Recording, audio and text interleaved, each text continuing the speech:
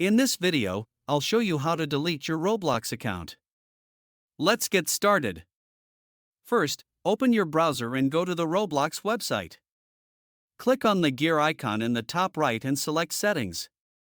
From the left side, go to Privacy and Content Restrictions. Scroll down and you'll see the option to Account Deactivation and Deletion.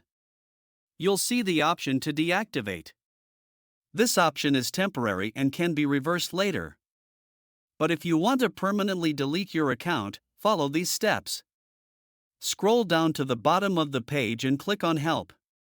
In the search bar, type Delete Account and open the relevant article.